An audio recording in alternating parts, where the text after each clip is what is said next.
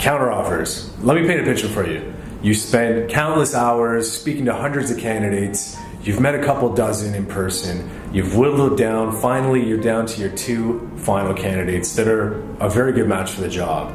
You present an offer, and what happens? You get that call a week or 2 later, or an email saying, hey, I'm really sorry, but my current company found out I was leaving, and they gave me an offer that I can't refuse to stay on board.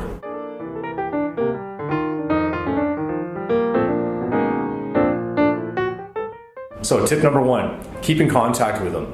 The candidate signs the offer. They usually have to put 2 weeks or 3 weeks, if they're a more senior person, in for notice. And then sometimes they have a week or 2 off before they start with your company. So that could be a month between signing the offer and their first day of work. A lot can happen between that time. So it's good to stay in contact, keep in touch, and see how the resignation is going, and even add in some onboarding points in between.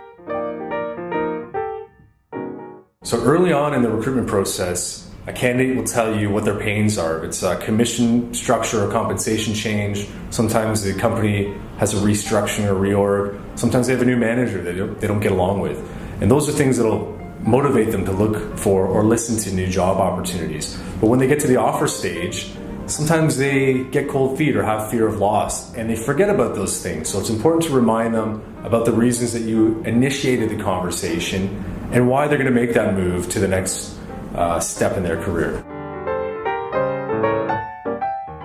Ask them early on in the process and talk about counteroffers early on in the process. So what we typically do is when we get a candidate to the final stages of the interview process, we bring up the topic of a counteroffer even before an offer has been made. So we would tell the candidate, look, it looks like you've done really well, the client really likes you, and looks like there's going to be an offer coming in the next couple days or so. So if you do get an offer, do you think your current employer will counter?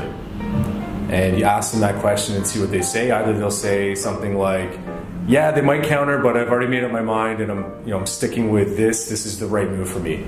Or they might say something like, you know what, I've never thought of that. And if they did make a counter, I'd have to at least listen to it and see what it looks like.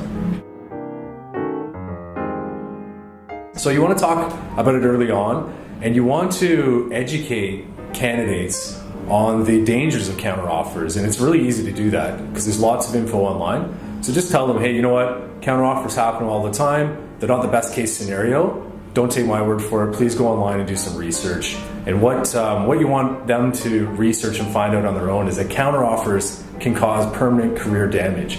Counteroffers are a band-aid solution, and they're never a long-term fix. And if a candidate needs to use a new job offer to get a counteroffer, to get what they want at their current employer, there's something wrong there. So in closing, counteroffers, they're a fact of life. They're not going away. And if you use these 3 tips effectively, you can really reduce the chances of losing a great candidate to a counteroffer.